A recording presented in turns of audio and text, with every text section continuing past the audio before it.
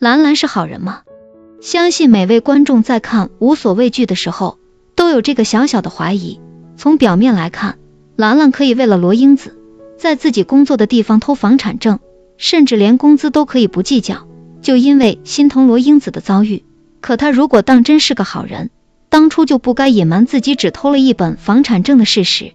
还有兰兰突然辞职的事情，在意识到自己因为偷窃可能待不下去的时候，她立马提出了辞职，甚至把自己的行李都给收拾好了，就想着以后跟罗英子混。奈何主家的老两口是不好事招惹的，一听说兰兰要辞职，因为没有提前报备，愣是要扣除她1个月的工资，兰兰当即就要做出一副砸了电视的念头。老两口只能妥协，把所有的工资都给结了。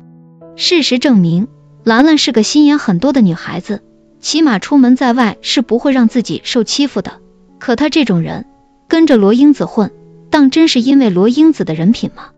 恐怕事实恰恰相反，人都是自私的，而且都是见钱眼开的主。在兰兰偷了房产证那一刻开始，她就认定罗英子不会亏待自己，就算如今没有机会支付自己高工资，可只要房子卖了，还怕兰兰不会涨工资吗？仔细追剧的观众会发现，兰兰对自己主家的称呼是非常讽刺的，动不动就是老女人，甚至更难听的都有，一点尊重的意思都没有。罗英姿的婆婆不是什么好人，但兰兰毕竟是在内工作的，无论对方人品如何，她都不该在背后如此诋毁。再说了，罗英子跟兰兰的交情没有大家想象中的那么深，兰兰竟然敢帮着罗英子偷东西，试问这种人可以留吗？